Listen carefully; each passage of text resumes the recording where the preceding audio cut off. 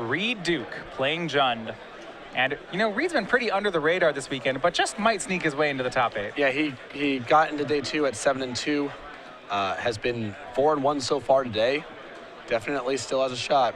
All right, breaking it down, both players, Reid at 15, and he's over on your left with Jund. 7 lands in play. One of them is a Raging Ravine. He has 1 card in hand. We go back over to Jonathan's side of the board. He has down a couple lands. He has 5 lands. One of them is Colonnade, which might just get activated. Attacks with the Spirit Token, puts Reid down to 14, and looks to be going on the offensive by beginning of some flashbacks of Lingering Souls, now up to 3 creatures. And a card to look out for in this matchup, Reid Duke, 2 main deck copies of Thundermaw Hellkite.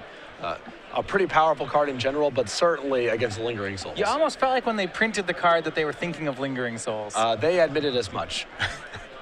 This is good against 1/1 white flyers. All right, 2 mana activates Treetop Village. Reid will continue, will start counter racing while he can here. And that'll put Jonathan down to 13, so Reid will take lead, and it is a Maelstrom Pulse from Reid Duke on a Spirit Token. Jonathan's last card's a Lightning Bolt, so he could save his 2 spirits if he chooses. I think it's very hard for Jonathan to win this race if he goes ahead and has his 2 tokens versus 2 man lands, even with a Bolt in hand. I think at this point he wants to transition to using the Colonnade and holding up Bolt, taking care of the Raging Ravine if that gets animated, and otherwise trying to race the Treetop Village. Yeah, looks like he's on that line too. End step going to fetch this Arid Mesa down to 12, but gets a duel, and now with 6 lands, it is enough mana to activate that Colonnade. He would still like 1 more mana here so he can animate the Colonnade and hold up Lightning Bolt, but Right. he'll also take a spell in this spot. So he's in a very good position where either lands or spells are solid for him. Yeah. Over here the draw looks like was Cryptic Command. I mean, can never be too upset about drawing that one. And Lightning Bolt, relevant here, we do see a Raging Ravine and a Treetop Village from Reid Duke, so Lightning Bolt, a pretty decent card. Yep. And you wonder if Reid knows about the Lightning Bolt since he's been attacking with Treetop Village and not Raging Ravine. One of those situations where, you know, I know you'll bolt the Raging Ravine, so if you're willing to take the hits from the Treetop Village, I'll keep doing that until you give me any reason to stop. Yeah, with Colonnade up, it makes it a lot more difficult on Reid because you can't actually just swing the Treetop Village. Right, now Reid might be in a position where he has to animate one of the Raging Ravines here. And then if that eats a Bolt, Jonathan's in a great position to transition into racing with Celestial Colonnade. Yeah, he just has the 1 Ravine right now in Reid Duke. Yeah. He has 2 copies in his deck, actually, but he's going to start, and this is a pretty sweet draw here. This is Fulminator Mage. And I believe Jonathan had ripped Cryptic Command last turn, and if that's the case, And can't cast it on this fast enough.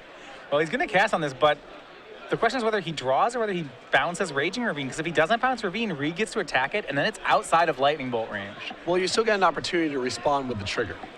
So Okay, yeah. So I think that Jonathan's definitely safe here. And you see Reid just kind of going back to the same line. The Treetop, because right now, the Colonnade block line is off the table, so now he can swing this here. And Jonathan still probably just has Lightning Bolt. He's priced into it. And now, if you know, Reid wants to get in a race with the Raging Ravine, it might warrant a trade here with the Colonnade, and then you're playing off the top of the deck, and that's a fine spot for Reid to be in as well. And if Jonathan's going to hold up this Colonnade to block, Reid can just wait until he finds an answer to it before he makes a move with the Ravine. So Reid can play as a holding pattern here, which appears that that's what he wants to do. Or if he wants to trade with the Colonnade, he kind of has the option to do that at any time, or at least Jonathan's indicating that he's willing to make that exchange. And fetch on end step for Jonathan, just getting some lands out of his deck.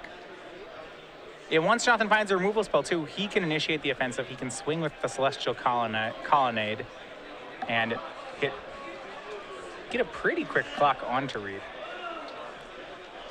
No Lingering Souls in the graveyard for Jonathan. Yeah, this is one of those games where it feels like the first big draw is going to take it. Land for Jonathan. That's not going to be the big draw. We'll see if Reid is the one to hit it. Not at all. Black Cleave Cliffs. We're back over to Jonathan. If they both just keep drawing lands, that seems to favor Jonathan, however. Right. Because at least Jonathan has the option of blocking, but Reid does not. Another big difference here is that Jonathan is drawing to Lightning Bolt, whereas Reid is not. Because Lightning Bolt will take care of the Raging Ravine, but the same thing is not true of the Celestial Colonnade. Last card in Jonathan's hand is Negate, also potentially a big player here. Over here, another land for Jonathan. At 5, he is 1 mana away from being able to attack and block with the Colonnade. So at this point, there are very few dead draws for Jonathan. Also, there are some haymakers in Jonathan's 4-color deck here. Sphinx's Revelation. Mystical Teachings, You know, there's some big draws here. Reid's got some big draws as well, but I would rather be in Jonathan's seat right now than Reid's. Yeah, absolutely.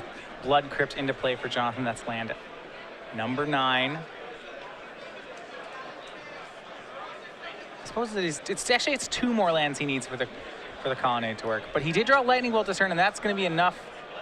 It looks like for him to push the offensive. Right, now it starts because he's got protection against the Ravine. I think that he actually has enough mana to animate and hold up Negate plus Lightning Bolt, which is a great spot to be in. Yeah, Colonnade turns into a 4/4 flyer. With Vigilance, it's going to swing, and now the game ties up at 9 apiece. We are back to Reid. With Lightning Bolt and Negate, things are looking pretty grim for the Duke. I think the biggest draw that Reid has in this spot is actually Thundermaw Hellkite. That seems like the card. Yeah, it's going to be Thoughtseize from Reid. He'll go down to 7, and we'll stay at 9. Jonathan's going to negate the Thoughtseize. And Raging Ravine's activated. It's going to swing, and the last card is the Lightning Bolt. Reid needs to make him have it. He can't just wait. Right, and now a lot of Reid's draws do very little. We're looking at another copy of Fulminator Mage or some sort of answer for this and hoping that John draws nothing. Terminate would also do it. Yep, 5 from that attack from Reid. Thundermaw Hellkite still, in theory, could win the race, but it would have to be now. Olivia Voldaren could maybe win it. But Reid draws a card and passes the turn. You see Tectonic Edge from Jonathan Sukenik. That's the draw. Colonnade will activate once again. It's swinging Reid now down to 1. His draws are few and far between. Passes. Can Reid draw anything out of it? We will see. 2 cards in hand. Do either of them stop this attacker? I think Counterflux might have been the card in Jonathan's hand, in which case. Nothing stopping it then. Scavenging Ooze for Reid. Does it resolve? And the question is, are there enough creatures in the graveyard where Scavenging Ooze allows Reid to survive the next hit? If that's the case, Jonathan might let this go.